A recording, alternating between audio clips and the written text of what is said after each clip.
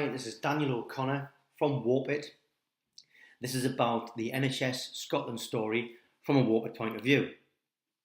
What I'm going to talk about in the next 5 minutes is furniture and equipment reuse within organisations and between organisations on a local and a national scale. I'm going to talk about the impact of the NHS Scotland Reuse project, how it came about, how we scaled up the impact. I'm going to reference some case studies and then give you some next steps. So, NHS Scotland commissioned Warpit 3 years ago to develop a reuse programme for their health boards with the following impacts. Over £1 million in avoided procurement disposal costs on a £32,000 investment. The avoided carbon of over 500,000 kilograms, almost 250,000 kilograms of waste diverted, £20,000 worth of assets donated to other parties, and nearly £50,000 of assets received from other parties across the network. In the last 3 years, this project has resulted in the mainstreaming of reuse in organisations in Scotland. Reuse is normal, reuse is second nature. How did it all start? Well, Warpit is an online platform to swap and trade surplus assets. Dundee Topic Group, which stands for Tayside Opportunities for Procurement and Collaboration, spotted what we were doing and invited us in to present our platform to their members, which is made up of local and municipal councils, universities, health boards, and some private sector. Within that topic group, there was a gentleman called Andy Hay, who is a procurement professional at NHS Tayside. Andy is very open to innovation, and on his email signature, you will read, "If you do what you've always done, you'll get what you've always gotten," which gives a bit of an insight into his approach. Okay. So Andy commissioned our services. We set up an online platform within his hospital, very large hospital. From Andy's point of view, from a procurement point of view, by creating a marketplace for surplus assets, that made it really easy for staff who were going to buy new to log in, check the marketplace and see whether any of the staff had its surplus to requirements already. This worked within that hospital estate. But because of the proven collaborative wins locally with the topic group, Andy linked up with the other big players in the city to swap and trade surplus assets across organisational boundaries. And one of the funniest stories, one of the most unusual stories from the experience with NHS Tayside was that the guys at NHS Tayside were going to buy some new wheeled bins like this in the picture. Instead of buying new, they went onto Warpit and they actually located those bins on Warpit in London, 250 miles away, sent down some porters in a van to pick them up and bring them back again, savings of £15,000. So, this idea of cross-sectoral, local and regional swapping and trading of assets was really fired up Andy.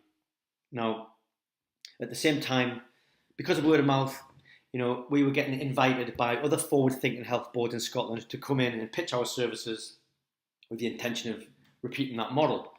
And that happened in a couple of cases. But NHS Scotland then released a tender for a platform to deliver re-services. This was done through the National Sustainability Manager, Wendy Rayner, with procurement, and we won that tender. In that first year, out of 14 boards and 8 specialist units across the whole of NHS Scotland, we had 5 large organisations join the platform. We demonstrated that the model worked. We proved that it could work across the various challenges in Scotland around various points, which I'll come on to later. We had a further 2 sign up in the second year, and then from now on, there's 10 signed up now, with another one just recently, actually this week. So the adoption was, there was no surprises on the adoption rate. Let's just say that. Yeah, that's a standard adoption rate. If you click on these links, they will open up into various case studies, and we use these case studies, to get more buy-in. So what were the challenges? Well, on an organisational level, you're changing the culture from let's just buy anything to let's check this platform first, or on the flip side, let's just put things in the skip or the bin to actually let's put it on this platform so other people can have it. Yeah, so there's a whole communications program that needed to be done internally. Also, senior staff buy-in, very important, because this is about a culture change project. When you bring culture change, you've got to change processes, you've got to review policies. So that was a barrier too. In Scotland, you've got very large health boards, some city-based, some very rural. So this throws up other challenges around transport and storage, communication. Going on a bigger scale, across this whole project, there was a challenge around the adoption rate, and I'll come on to that a little bit next couple of slides. But what enabled this project was there's a proven concept at an organisational level. So NHS Tayside proved the model, NHS Highland proved the model, Grampian, Glasgow, etc. Also in Scotland, there's really strong policy on waste minimisation. There's a really strong policy on sensible procurement, and also the circular economy is also very strong, and that national policy is reflected in the organisational behaviour as well. One of the key factors here was that the boards in Scotland collaborate really well together. There's set communication networks. They have regular meetings between different interest areas, so procurement, waste, sustainability. They're all very, very strong collaboration, and that works within the boards, but also as the topic group demonstrated. There's also really good collaboration in the wider public sector, so that was really helpful. Also, another enabler was this central procurement of the service via Wendy Rayner. She saw the bigger picture. She saw the pockets of good impact going on and brought that all together to develop a central tender and benefit from efficiencies of scale. And also, the Scottish character, you could probably say that they're generally very generous and have a keen eye for savings, and that's reflected in some league tables, which I'll show you in a couple of slides. So I mentioned about the standard adoption rate, and we saw this in Scotland as well, where you had the innovators like NHS Tayside and NHS Highland, and then early adopters like Glasgow, and then the early majority like Grampian, and now we're getting to the sort of late majority now, which is really good, and that's a standard adoption rate really. But we've kind of learned from that, and we've learned how to speed up that adoption rate by departmental case studies, organisational case studies, doing reports to senior committees, getting buy-in like that, developing policy, delivering face-to-face workshops, really focused on bespoke training and support. And the strongest way to speed up adoption was, as I mentioned earlier, these subject-specific meetings.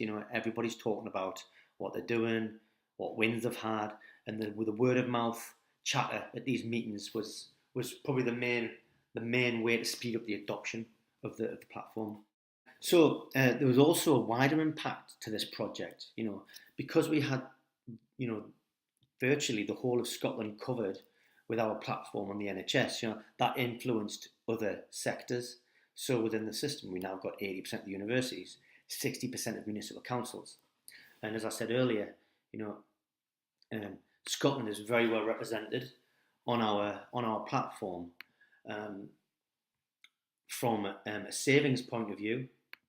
So NHS Greater Glasgow and Clyde saving £27,000 per month. Yeah, City of Edinburgh Council making all these savings. Yeah, that was a Glasgow decommissioning project. You've got Glasgow City Council over here. That is all-time savings. Now, this is there's very high rates of efficiency here, maybe down to the national character, but also if you skim down here, we can also see that Scotland is very well represented in giving assets away. You know, they're very generous. Top 3 places, all Scottish organisations. So on one hand, you know, there's they're very keen for savings, okay, but on the other hand, you know, very generous as well.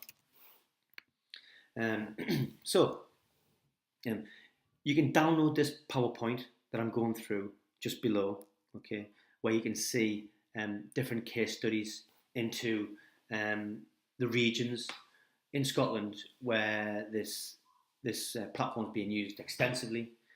You can click in, you can see the savings, you can see how they've set it up, you can see the challenges they face and how they've got over them, okay. And I'd also say, you know, check out what our customers have, check out what our customers say as well. The end users, you know, that's what it's about, getting the end users to adopt reuse practices so that reuse becomes normal. And you can see what our customers say on this page, and I'll update that PowerPoint to take you through to that. Okay, so next steps.